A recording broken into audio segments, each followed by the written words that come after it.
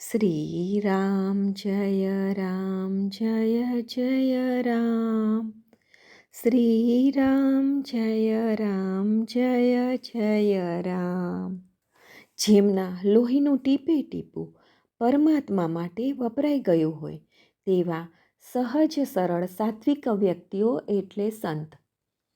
આવા જ એક સંત એટલે શ્રી બ્રહ્મ ચૈતન્ય મહારાજ ગોંદવલેકર.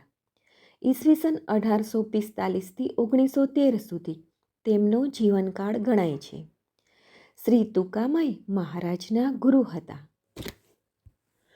મહારાજે આપેલા પ્રવચનોની ભાષા સહેલી છે અને પ્રત્યક્ષ અનુભવની કસોટીમાં કસાઈ ચૂકેલી વ્યવહારુ શિખામણો છે. મહારાજ ખાતરી આપતા કહે છે કે નામસ્મરણનો સુલભ માર્ગ જે પકડશે તેને ન લાગે કષ્ટ, ન જવું વને, સુખે આવે ઘરે નારાયણનો તાદસ અનુભવ થશે. મુખે રામનું નામ, દેહે શરીરના કામ અને મન જોડવું રામ, આ એક જ ઈશ્વર પ્રાપ્તિનો રાજમાર્ગ છે. બ્રહ્મ ચૈતન્ય ગોંદવલેકર મહારાજના મરાઠીમાં બોલેલા આ બધા પ્રવચનોનો શ્રી ગોવિંદ સીતારામ ગોખલેએ સંગ્રહ કરી સર્વે પર બહુ મોટો ઉપકાર કર્યો છે.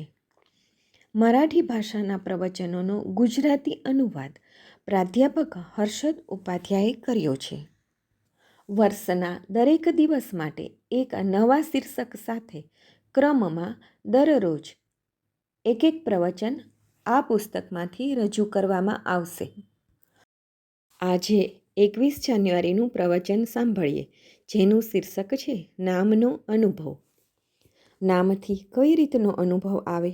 નામનો અનુભવ નામ સિવાય બીજા કશામાં પણ જોવો નહીં. એટલે કે નામ દ્વારા બીજું કંઈક મેળવવાનું છે એ કલ્પના જ નહીં જોઈએ. નામ મુખમાં આવે છે એ જ નામનો અનુભવ. જેટલા પ્રમાણમાં આપણા હાથે નામસ્મરણ થયું એટલા પ્રમાણમાં આપણને નામનો અનુભવ આવ્યો એમ સમજવું. અખંડ નામસ્મરણ કરતાં કરતાં ચિત્ત એકાગ્ર થાય છે. દેહ બુદ્ધિને વિસરી જઈને નામ લેવું એ જ નિર્ગુણ બનવાપણું છે. હું કોણ છું એ કેવી રીતે જાણવું?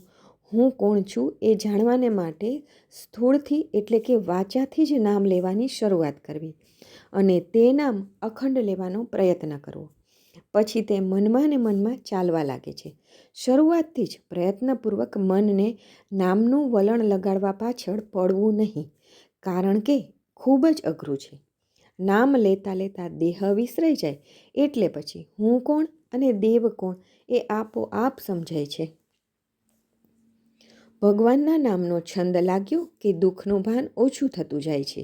દુઃખનું ભાન નહીં હોય તો દુઃખ હોય તો એ શું બગડવાનું છે? કાળી રાતે જેમ લાકડીનો આધાર રહે છે તેવું સંસારમાં નામનું છે. ખાડા ટેકરા લાકડીની મદદથી ટાળી શકાય છે. તેમ મોહ, લોભ ઇત્યાદિ સંસારમાંની અડચણો નામથી સમજાય છે અને દૂર કરતા આવડે છે.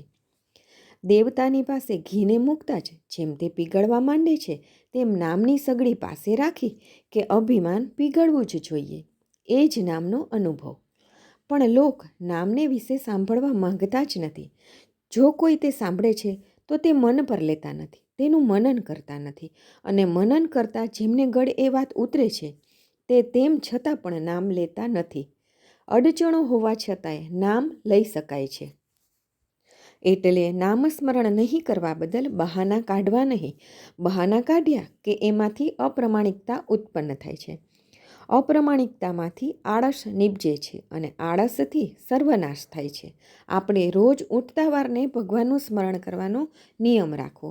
સ્નાન વગેરે બધું થાય તો કરવાનું જ, પણ તેના વગર અટકી બેસીએ તે નહીં ચાલે. ભગવાનનું સ્મરણ એ જ મુખ્ય છે. અખંડ નામ સ્મરણ કરવામાં રેશમી પવિત્ર વસ્ત્રો ધારણ કરવાનું કે એવું કંઈ પણ બંધન નથી. અખંડ સ્મરણ એ જ પવિત્રતાનું પરિધાન વસ્ત્ર છે. ઉપાસના કોઈ પણ હોય તો પણ નામ વગર તે જચતી નથી. મહત્વ નામનું છે. જુદા જુદા દેશોમાં અન્ન જુદું જુદું હોય છે, પણ તે પચાવવા માટેનું પાણી તો જ્યાં ત્યાં બધે સરખું જ. પાણી સિવાય કોઈ પણ અન્ન પચી શકતું નથી.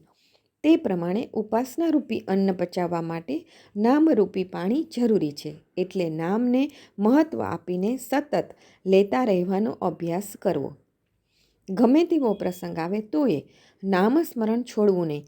તેમાં પરમાત્મા મદદ કરશે. નામ લેવામાં પોતાની જ આડખીલ રહે છે. તે દૂર કરી કે નામનો અનુભવ આવ્યા વિના રહે જ નહીં. અસ્તુ. જાનકી જીવન સ્મરણ. જય જય રામ.